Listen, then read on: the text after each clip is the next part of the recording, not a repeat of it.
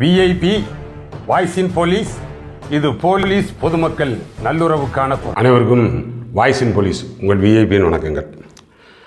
அப்புறம் இந்த பதிவில் இந்த டிஎன்யூஎஸ்ஆர்பியினுடைய செலெக்ஷன் வாரிசு கோட்டா அடிப்படையில் செலெக்ஷனுக்கு போகிறீங்கல்ல, அது தொடர்பாக இந்த ஜாயிண்ட் ரெக்ரூட்மெண்ட் அப்பியர் ஆகிறதுல எங்களுக்கு ஒன் டைம் ஒரு வயது தளர்வு கொடுக்கணும் அப்படின்னு ஒரு தம்பி பெரிய முயற்சி எடுத்திருக்காப்புல. சென்னை அம்பத்தூரை சேர்ந்த கே விஜய் அப்படின்றவர்.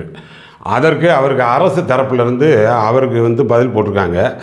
அது என்ன சொல்கிறாங்க அப்படின்றது குறித்து பார்ப்போம். அதாவது என்னென்னா, இந்த வாரிசு கோட்டா அப்படின்றது கடந்த 10/9/2001 10% கொடுத்துருந்தாங்க. அப்போதைய முதல்வர் ஜெயலலிதா அம்மையார் தலைமையிலிருந்து அதிமுக அரசு. அது ஒரு 10% வாரிசு கோட்டா அப்படின்னு சொல்லி கொடுத்துருந்தாங்க. அது கொடுத்து அந்த ப்ராசஸ் போய்கிட்டு இருந்த காலகட்டத்தில் 2017 மதுரை பெஞ்சு அது ஒரு தீர்ப்பு சொல்லிச்சு. ஒரு வழக்கில் இது அன்கான்ஸ்டியூஷனல், இது கொடுக்க முடியாது வாரிசு கோட்டா அப்படின்னு சொல்லிச்சு. அதோட அந்த வாரிசு கோட்டா 2017 பிறகு நின்றுச்சு.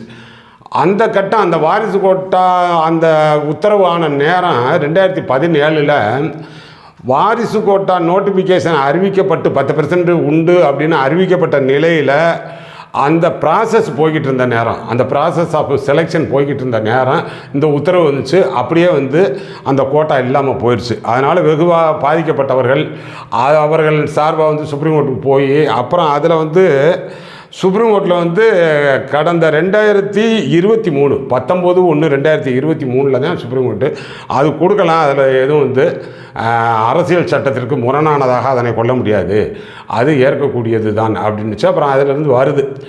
இப்போ அந்த 2017 ஒரு செலெக்ஷன் ப்ராசஸ் நடந்துக்கிட்டு இருக்கையில் பாதிக்கப்பட்டாங்கல்ல, அவர்கள் கவனத்தில் கொள்ளணும் அப்படின்னு சுப்ரீம் கோர்ட் அப்சர்வேஷனுக்கு போனதுனால ஒரு டைம் அவர்களுக்கு ஒரு வயது தளர்வு கொடுங்க அப்படின்னு சொன்னாங்க. அதற்கான வயது தளர்வு கொடுக்கணும் அப்படின்னு சொன்னாங்க. அதன் அடிப்படையில் தான் அந்த 2023 நோட்டிஃபிகேஷன் காமன் ரெக்ரூட்மெண்ட் வந்திருந்த நேரம் அந்த வயது தளர்வு கொடுத்துருந்தாங்க. அதே நேரம் ஜாயிண்ட் ரெக்ரூட்மெண்ட்டுக்கு இல்லாமல் இருந்துச்சு. இதனை குறிப்பிட்டு அந்த தம்பி கே விஜய் அவர் சென்னை அம்பத்தூரை சேர்ந்தவர். அவர் அரசுக்கு ஒரு ரெப்ரசன்டேஷன் கொடுக்குறாரு. ஃபஸ்ட்டு அவருடைய ரெப்ரசன்டேஷன் முதல்ல 29/4/2024 அதில் கொடுக்குறாரு. அப்புறம் அதில் எதுவும் அவருக்கான சாதகமான சூழல் இல்லாத நிலையில் அப்புறம் அதை ஒரு WP கொண்டு போகிறாரு சென்னை ஹைகோர்ட்டுக்கு. WP number 25/948 of 2024. அது ஆகி அதில் 4/9/2024 ஒரு உத்தரவாகுது. அது என்னென்னா, இது தொடர்பாக இவர் அந்த ரெஸ்பாண்டண்ட்டுக்கு பெட்டிஷன் கொடுங்க. யார் அவர் அதில் ரெஸ்பாண்டண்ட்டு அரசு தலைமைச் செயலாளர் சேர்த்துருப்பார், டிஎன்யூஎஸ்ஆர்பி சேர்த்துருப்பார். அவங்களுக்கெல்லாம் அவருடைய ரெப்ரசன்டேஷன் கொடுங்க. அந்த ரெப்ரசன்டேஷன் இன் அக்கார்டன்ஸ் வித் லா அதை கன்சிடர் பண்ணி அவர் கேட்குறதில் ஒரு நியாயமான காரணம் இருந்துச்சுன்னா அதை கன்சிடர் பண்ணுங்கள். ஒரு 8 வீக்ஸ் டைம் கொடுத்துருக்காங்க. அப்புறம் அதனை தொடர்ந்து அவர் ரெப்ரசன்டேஷன் கொடுக்குறாரு. கொடுத்த நிலையில் அது எல்லாத்தையும் பார்த்துட்டு டிஎன்யூஎஸ்ஆர்பியில் இருந்தெல்லாம் அரசுக்கு லெட்ரு வச்சதன் பேரில் இப்போ இவருக்கு ஒரு 4 நாளைக்கு முன்னாடி ஒரு ரிப்ளை வந்திருக்கு.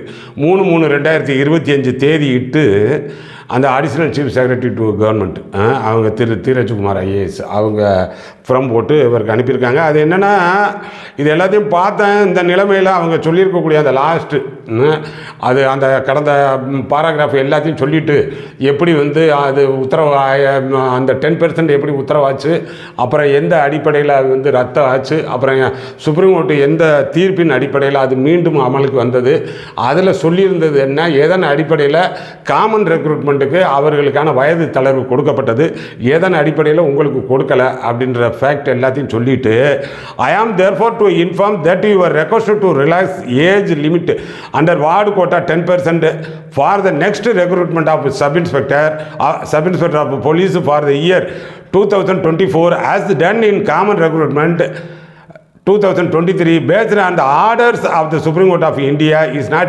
feasible for consideration in light of the above facts. அந்த மேலே கண்டிருக்கக்கூடிய பொருண்மைகளின் அடிப்படையில் உங்களது கோரிக்கை பரிசீலிக்கத்தக்கது அல்ல, உங்களுக்கு கொடுக்க இயலாது அப்படின்ட்டாங்க. இது எல்லாருக்கும் தெரிஞ்சுக்குங்க. இந்த தம்பி எனக்கு நேரடியாக அனுப்பி விட்டவர், அவருக்கு நான் தனிப்பட்ட முறையில் தகவல் சொல்லிட்டேன். இது மற்ற அந்த ஆஸ்பிரண்ட்ஸ் வாரிசு கோட்டா அடிப்படையில் இருக்கீங்கல்ல, அவர்களுக்கு ஏன் எங்களுக்கு கொடுக்கல, ஏன் அந்த காமன் ரெக்ரூட்மெண்ட் கொடுத்தாங்க, அப்புறம் ஜாயின்ட் ரெக்ரூட்மெண்ட்டுக்கு ஏன் கொடுக்கல அப்படின்ற ஒரு கேள்வியை முன் வைக்கிறீங்கல்ல, அது புரிஞ்சுக்கோங்க. அந்த நேரம் அந்த ப்ராசஸ் இருந்துச்சாம்ப்பா. 2017 அந்த ஹைகோர்ட்டு வந்து அது செல்லாது அப்படின்னு சொன்ன நேரம் ஒரு ப்ராசஸ் போய்கிட்டு இருந்துச்சு. அதில் பாதிக்கப்பட்டவர்களுக்கு அந்த ஒன் டைம் 2023 கொடுத்தாங்க. அதனால் ஜாயின்ட் ரெக்ரூட்மெண்ட்டுக்கு கொடுப்பதற்கான சாத்தியம் இல்லை அப்படின்றத சொல்லிட்டாங்க. இதை தெரிந்து கொள்ளுங்கள். இதை நான் உங்களுக்கு தெரியப்படுத்துகிறது தான் இந்த பதிவு. அப்புறம் வந்து இன்றைக்கு நான் 14/3/2024 காலையில் பேசிக்கிட்டு இருக்கேன். இன்றைக்கி மதியம் 3 மணிக்கு வருதுப்பா அந்த எஸ்ஐ கேஸு. இன்னும் வந்து பெட்டிஷனர் தரப்பு கவுன்சில் பேசி முடிக்கலை. நேற்று 2 பேர் தான் வந்து நேற்றைக்கு பேசியிருக்காங்க. இன்னும் தொடர்ச்சியாக அவர்களுடைய வாதத்தை எடுத்து வைக்கிறாங்க. மதியானம் 3 மணிக்கு வருது. வாதம் முடிவடையுதா என்ன அப்படின்றத பார்த்துட்டு பார்ப்போம். அதனால் பொறுமையாக இருங்க, கேட்டுக்குங்க. நம்ம சேனல் இன்னும் சப்ஸ்கிரைப் பண்ணலைன்னா சப்ஸ்கிரைப் பண்ணிக்கோங்க. அடுத்தடுத்த நல்ல பதிவுகளில் பார்ப்போம். வணக்கம்.